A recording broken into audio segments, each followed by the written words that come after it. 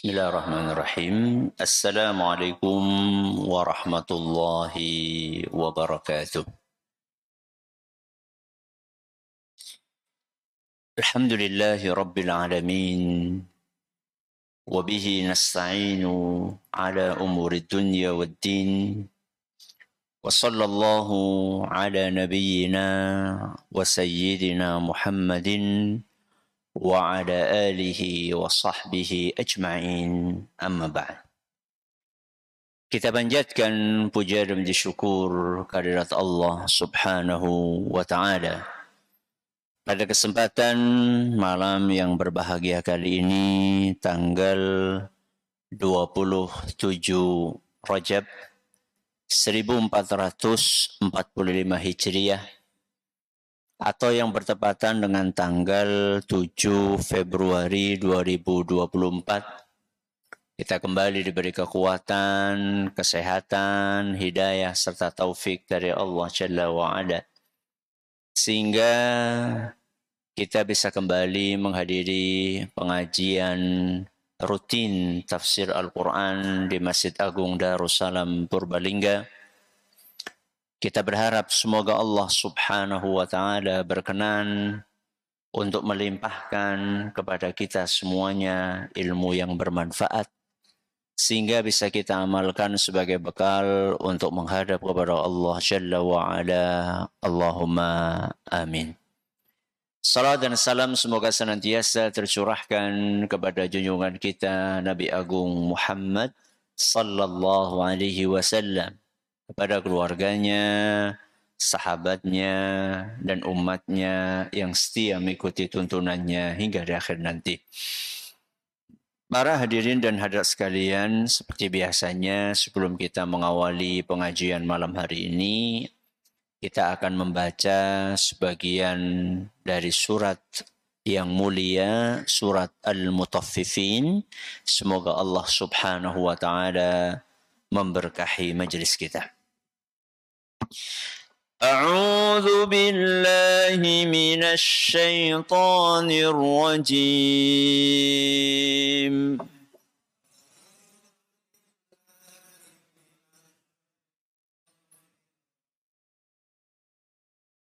إن الذين أجرموا كانوا من الذين آمنوا يضحكون.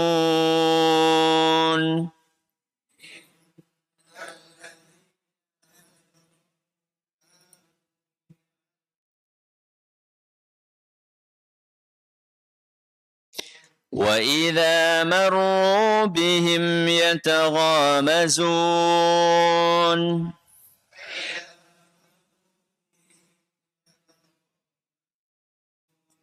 وإذا انقلبوا إلى أهلهم انقلبوا فكهين.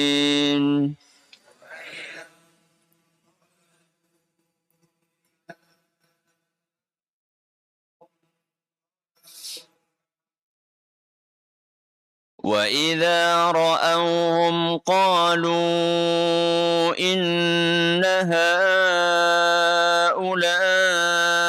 لضالون.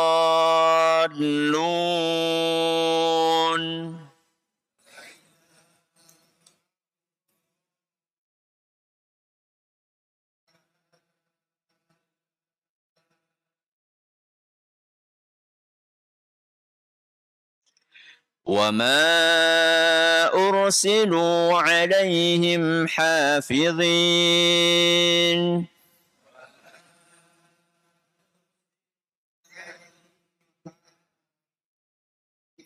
فاليوم الذين آمنوا من الكفار يضحكون.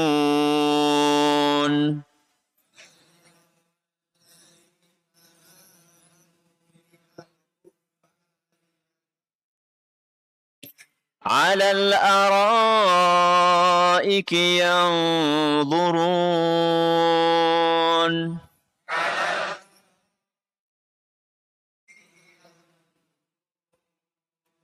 هل ثوب الكفار ما كانوا يفعلون.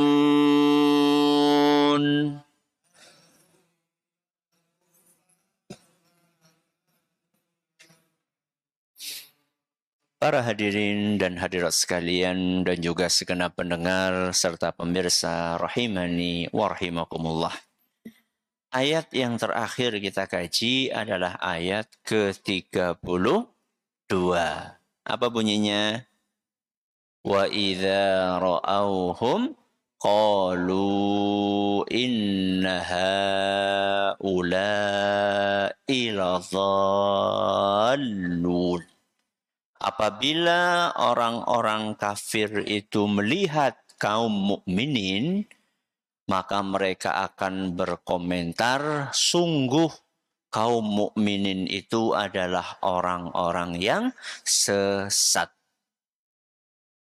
Apakah ucapan ini sebuah kebatilan atau kebenaran? Komentar orang kafir tentang kaum mukminin bahwa mereka adalah orang yang sesat. Ucapan ini kebenaran atau kebatilan? Kebenaran atau kebatilan? Kebatilan. Kalau ada kebatilan berarti harus diapa? Harus dibantah. Harus diluruskan. Karena mereka melakukan pemutarbalikan fakta. Yang benar mereka katakan salah. Yang salah mereka katakan benar. Maka karena ini adalah kebatilan, Allah Azza wa Jalla pun membantah kebatilan itu. Di ayat selanjutnya. Ayat keberapa? 33. Bagaimana cara Allah membantah kebatilan tersebut? Allah Subhanahu wa ta'ala berfirman, "Wa ma ursilu 'alaihim hafizin."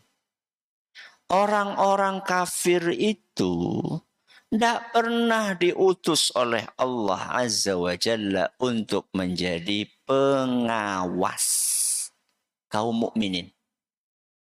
Pengawas isi tugasnya apa?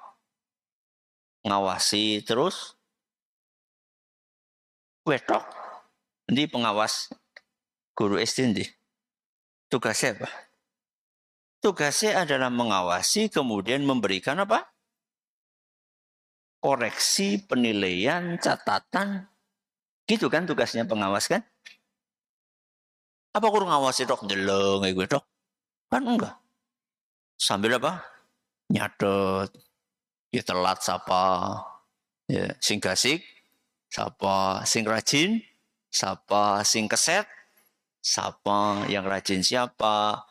Yang males siapa. Yang datangnya tepat waktu siapa. Itu kan tugasnya pengawas. Siapa yang menugasi orang kafir itu untuk menjadi pengawas kaum muslimin? Siapa? Ada? Tidak ada. Jadi Allah Azza wa Jalla memberikan bantahan kepada kebatilan itu dengan bantahan yang singkat dan padat. Urusan kamu sih apa menilai orang yang beriman dengan penilaian itu? Memangnya kamu punya kompetensi untuk melakukan itu? Mungkin bantahan tek, sek. Apa itu tek sek? Apa tek sek? Skakmat, ya bodoh boy. Apa skakmat itu? Jadi bantahan yang telak kepada orang-orang kafir. Urusanmu apa? Menilai orang-orang yang beriman dengan penilaian seperti itu. Kompetensimu apa? Yang ngasih kamu tugas untuk memberikan penilaian itu siapa? Ya. Ini bantahan yang singkat, padat, langsung ke inti permasalahan. Nggak berpanjang lebar. Allah Azza wa Jalla membantah kebatilan itu. Kenapa kok nggak berpanjang lebar? Cuma wama ursilu alaihim hafidhin. Cuma satu nopo? Satu ayat, satu kalimat. Kenapa Allah nggak berpanjang lebar? Karena apa yang mereka ungkapkan, apa yang mereka ucapkan itu nggak ada landasannya. Nggak ada nopo? Landasannya. Sesuatu yang batil dan terang benderang kebatilannya. Baru dengar saja orang sudah paham ini batil. Ya. Apa perlu dibantah? Ya perlu, tapi nggak usah panjang-panjang. Ya. Karena dengan bantahan yang simpel tadi, yang pendek, itu sudah cukup. Ya. Jadi yang namanya membantah kesesatan, membantah kebatilan, itu tergantung momennya, konteksnya, apakah memerlukan bantahan yang panjang, sampai berseri-seri, atau cukup satu pengajian, bahkan setengah pengajian, atau cuma disisipkan di tengah-tengah nopo pengajian. Tidak harus. Kebatilan itu setiap kebatilan dibantah dengan panjang lebar. Itu tidak harus. Memang kebatilan itu harus dibantah.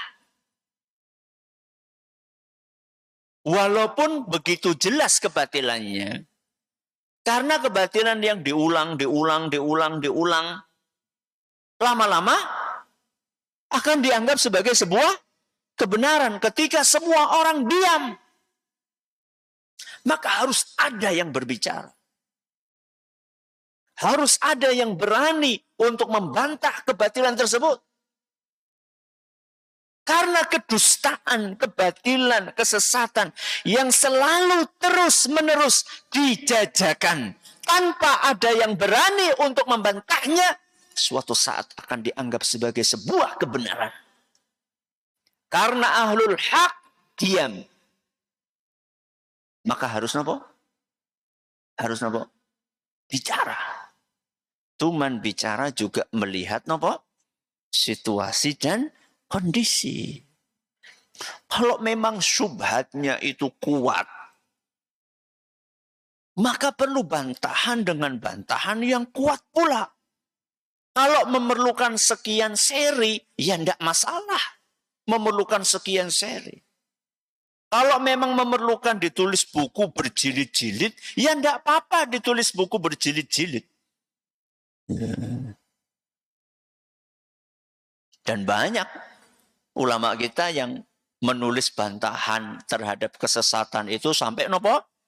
Berjilid-jilid. Al-Harawi rahimahullah punya buku membantah kesesatan ahlul kalam. Judulnya Dhammul Kalam wa Ahlihi. 6 jilid. Berapa jilid? 6 jilid.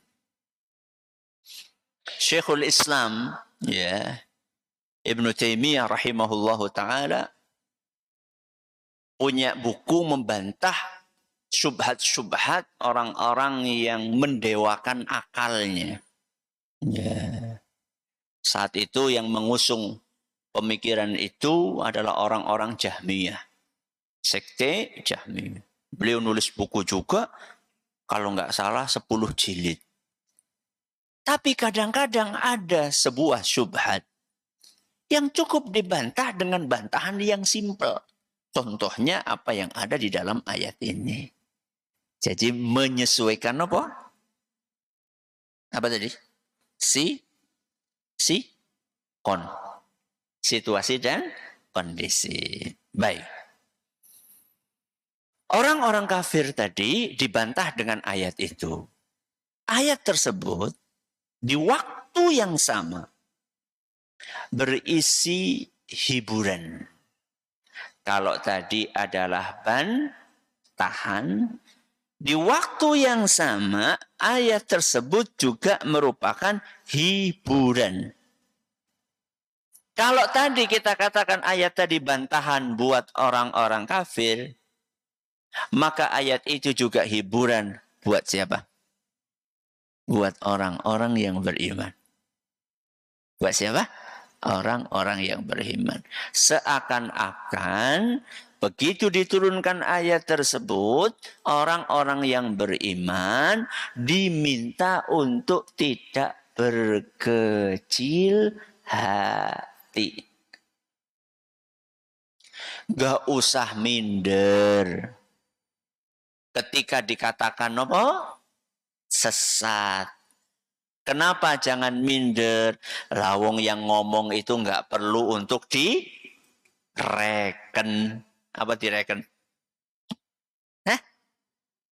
Digubris. Mereka sendiri yang sesat kok. Maling? Maling? Teriak maling. Jangan direken. Jangan terlalu menjadi beban pikiran kalian. Wahai orang-orang yang beriman. Karena sejatinya orang-orang tersebut, mereka tidak punya kompetensi untuk memberikan penilaian tersebut. Saya kasih contoh.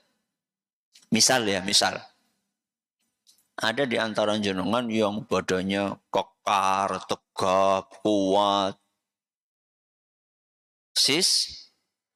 Sispek. Pokoknya kuat lah fisiknya. Ujuk-ujuk ada orang tidak waras. Ada apa? Orang tidak waras. Dia berkomentar. Lu kerempeng, Be. Apa? Kerempeng, Be. Sikap orang yang kekar itu harusnya gimana? Gimana, Jum? Apa jenengan nggak merasa kekar? Apa sikapnya harusnya? Ya dicuekin. Ngapain? Diurusin. Ngapain kita disibukkan dengan omongan orang yang seperti itu? Kenapa? Nggak perlu direken. Karena orang tidak nopo waras. Lawong ora waras kok diladeni buat apa? Yang kok jadi ketularan ora waras. Jadi kalau ada orang nggak punya kompetensi berbicara, itu nggak usah digubris. Jadi seakan-akan ayat ini memberikan pelajaran kepada kaum mukminin, sing sabar dan bersikaplah dengan sikap yang benar ketika ada orang ngomong tentang kalian dan omongan itu tidak perlu untuk digubris. Ya. Dan Allah Azza wa Jalla itu memberikan nasihat. Memberikan apa? Nasihat. Kepada orang-orang yang beriman. Bagaimana mereka bersikap kalau misalnya mereka mendengar ada celotehan-celotehan yang tidak ada harganya. Di dalam surat Al-Qasas ayat 55. Surat apa? Al-Qasas ayat 55. Apa kata Allah Subhanahu wa taala? Wa idza sami'ul lagwa a'radu anhu.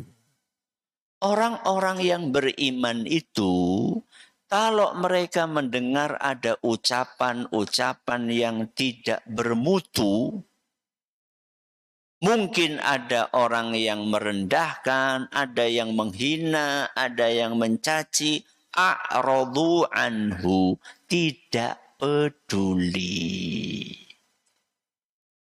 Tidak apa? Peduli. Ada ungkapan apa? Hah? Waduh, manjan kepriwe ya. Anjing menggonggong, kafilah tetap berlari. Jangan ditanggapi.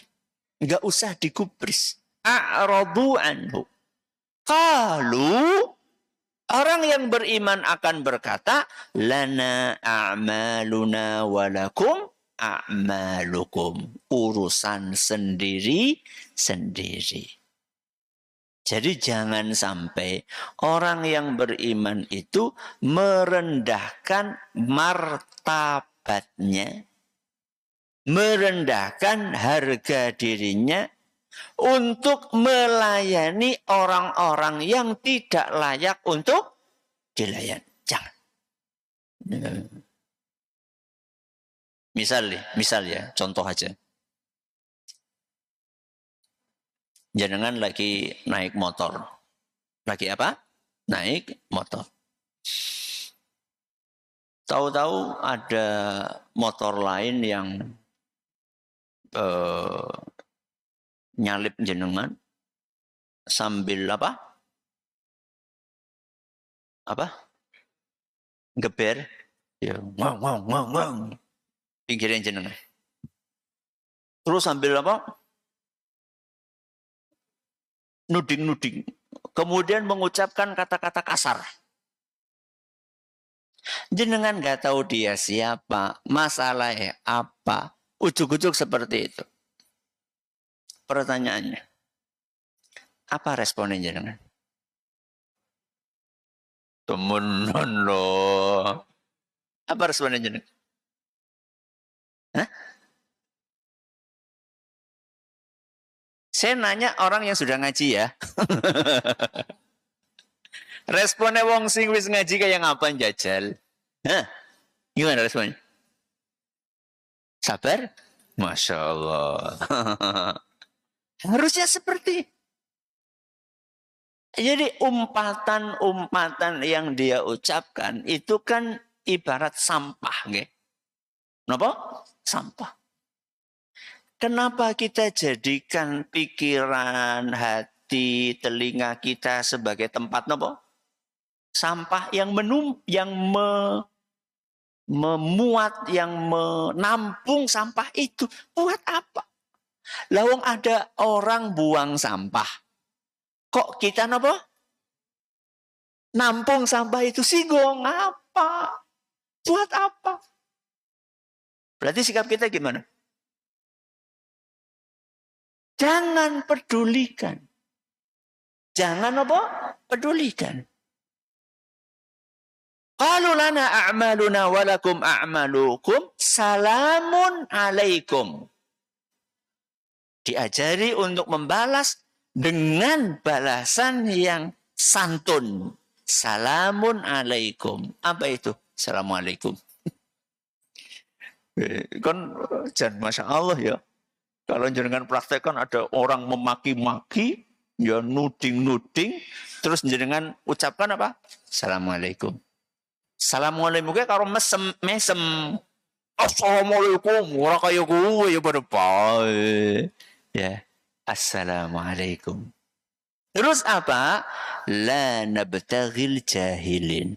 Kami tidak melayani orang-orang yang jahil, yang bodoh, yang tidak bermoral. Jangan dilayani. Jangan dilayani. Umar ibn Abdul Aziz. Sinten? Umar bin Abdul Aziz. Khalifah yang sangat terkenal dengan apa? Dengan keadilannya, dengan kesolehannya. Itu malam-malam beliau melakukan inspeksi. Memastikan rakyatnya dalam keadaan aman, nyaman, nggak ada yang kelaparan. Suatu saat beliau inspeksi ke sebuah masjid. Kemana? Masjid. Lihat ada beberapa orang tidur di masjid. Karena belum ada listrik, ya gelap. Kalaupun ada ya paling remeng-remeng. Ya cuma nopo? Sentir. Ya cuma lampu apa namanya? Teplok. Ya, cuma gitu aja. Ditemani sama pengawalnya. Beliau sebagai khalifah, sebagai presiden kalau bahasa kita hari ini. nggak sengaja nginjek kakinya orang. Yang lagi apa? Yang lagi tidur. Nggak sengaja. Lawang gelap, remeng-remeng kan? Nggak sengaja nginjek. Orang ini langsung bangun. Langsung apa? Dan langsung muntab. Muntab siapa? Langsung emosi. Ya. Apa kata orang tersebut? Kamu nggak punya mata apa? Ya bahasanya wong Jawa ya. Apa? Picek apa gitu ya. Dan itu ngangkat suara sambil apa? Sambil marah, ya, teriak sambil marah karena jengkel lagi tidur merasa apa? Terganggu. Oh, pengawalnya kan muntap juga kan. Ini dia nggak tahu lagi ngomong sama siapa. Ini lagi ngomong sama khalifah.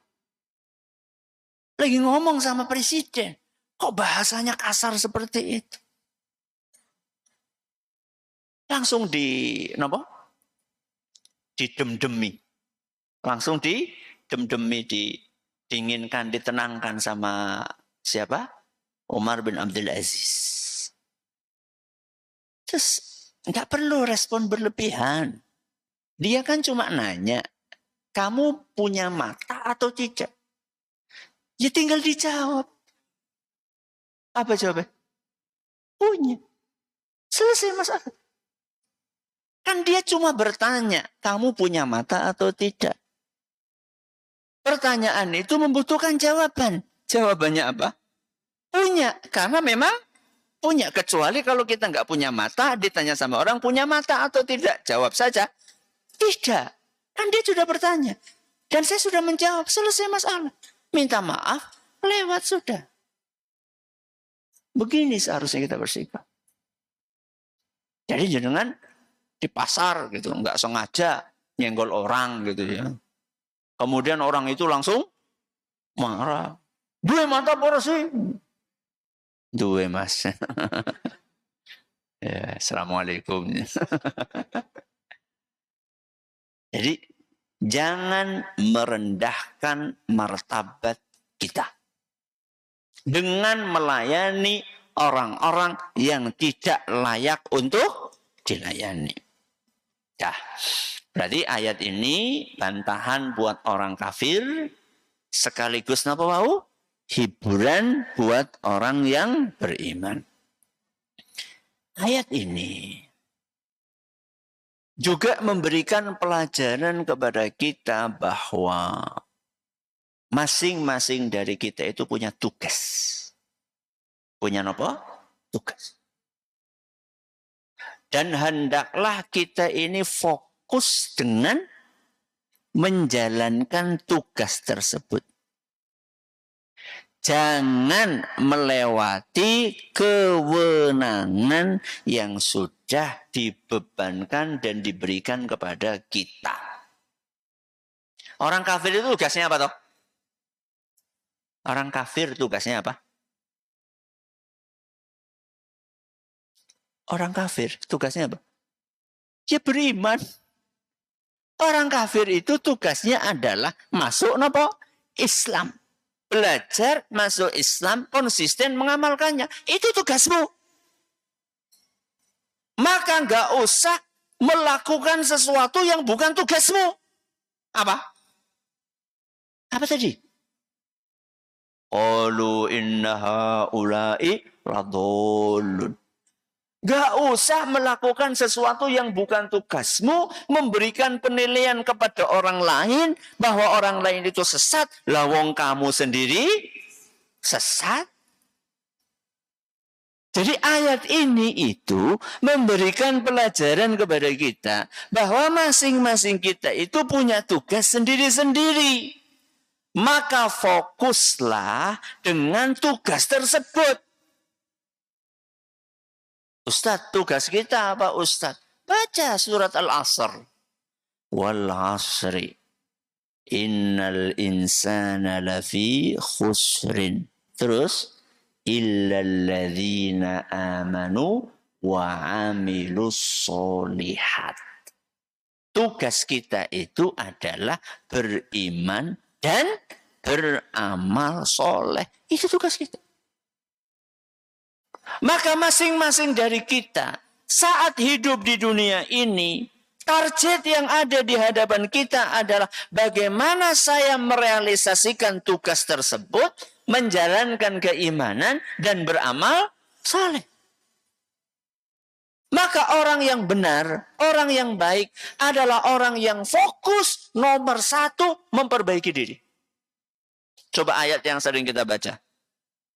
Ya ayyuhalladzina amanu qu anfusakum. Nembe napa? Wa ahlikum nara. Wahai orang-orang yang beriman, jagalah diri kalian. Terus napa? Dan keluarga kalian. Dari apa? Api neraka. Berarti yang harus kita prioritaskan apa dulu? Jaga diri dulu. Ada sebagian orang, Masya Allah, nek kon biji wong, kalau disuruh memberikan penilaian kepada orang, Masya Allah, fasih banget. Ya. Kalau disuruh untuk mendata kesalahan orang, itu pinter banget. Tapi dia lupa dengan aib-aib dirinya sendiri. Ada pepatah yang mengatakan apa? Gajah di pelupuk mata tidak tampak.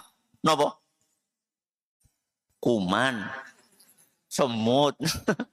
Kuman di seberang lautan nggak tampak. Itu kan kebangetan banget. Gajah di pelupuk mata tidak tampak. Nopo? Kuman di seberang lautan tampak. Ustaz, masa kuman di seberang lautan tampak? Ngono ngarep ya ora tampak. Itu jenenge perumpamaan, bro. Ya. Namanya juga perumpamaan. Ya. Enggak, nopo? Bukan real kenyataan. Ini cuma perumpamaan saja. Untuk menggambarkan betapa sibuknya dia mengurusi kesalahan dan aib orang lain. Sedangkan dia nopo? Melupakan untuk memperbaiki aib-aibnya. Itu nggak baik. Loh, berarti kita cuek dong dengan kesalahan orang lain dan aib orang lain. Bukan cuek.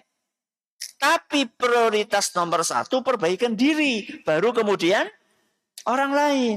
Makanya ayat tadi, surat Al-Asr tadi, illalladzina amanu wa amilus solihati. Terus apa? Wa tawasau bil haq. Baru wa tawasau bil haq. Saling menasehati dalam kebenaran itu setelah napa? Amanu wa amilus solihat. Dandani awake dewek disit nembe dandani wong liya. Perbaiki diri sendiri dulu, baru kemudian berusaha memperbaiki orang lain. Orang lain yang perlu kita perbaiki, itu pun ada level-levelnya. Sing paling wajib siapa? Keluarga. Ku anfusakum, terus napa? Wa ahlikum, keluarga kalian. Siapa keluarga kita? Istri, anak, bapak, ibu, itu circle kita yang paling nopo? Yang paling dekat. Ya, itu lingkaran kita yang paling dekat. Ya.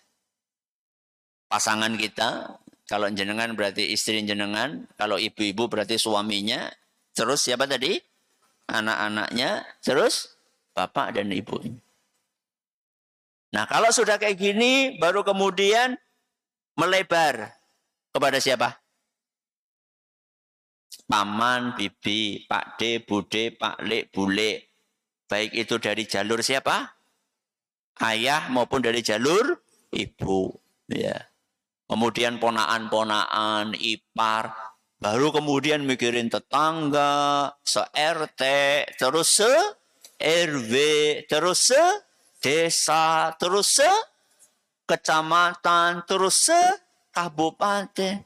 Jadi semua itu ada tahapannya. Ya.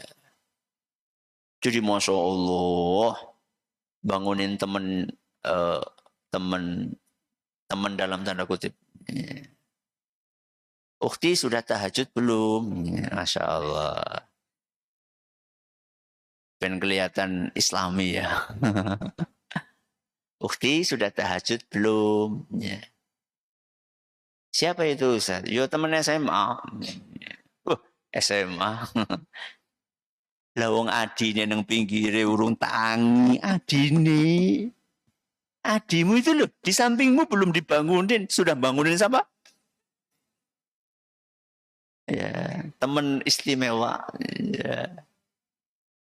Fokus dengan diri sendiri. Kemudian baru kita memikirkan orang lain. Jangan sampai kita terlalu sibuk memikirkan orang lain sampai apa? Melupakan diri sendiri kita. Nanti di hari kiamat. Kan para nabi dan rasul mereka akan mengatakan nafsi. Apa artinya nafsi?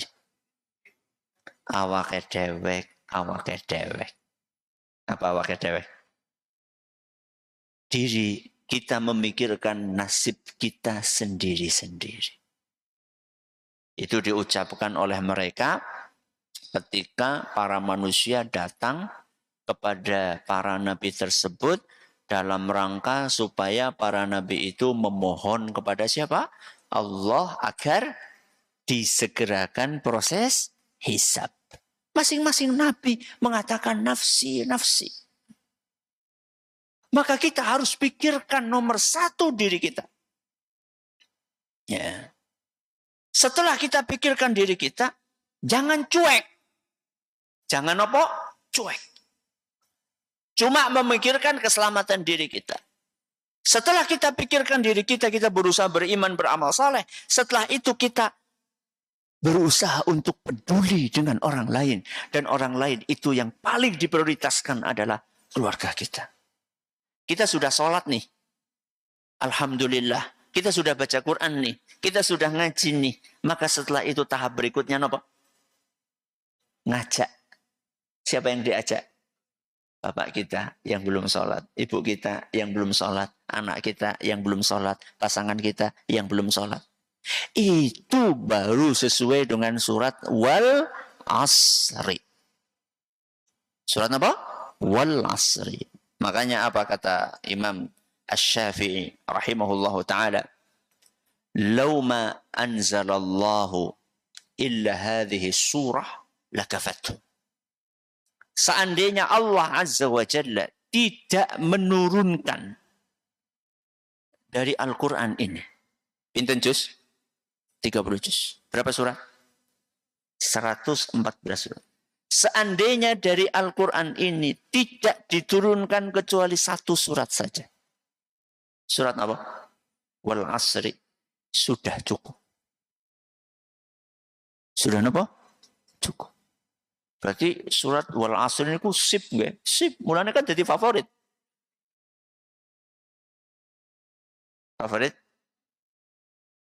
Favoritnya kenapa? Karena kandungannya. Atau karena pendeknya. Ya mulai hari ini jangan cuma karena pendeknya. Tapi juga karena kandungan istimewa yang ada di dalamnya. Mudah-mudahan apa yang kita pelajari bermanfaat bagi kita semuanya. Allahumma amin. Terima kasih atas perhatiannya. Mohon maaf atas segala kurangannya. Kita akhiri dengan doa kafaratul majlis. Subhanakallahumma wa bihamdika. Asyhadu an la ilaha illa anta. Astaghfiruka wa atubu ilaik. Wassalamualaikum warahmatullahi wabarakatuh.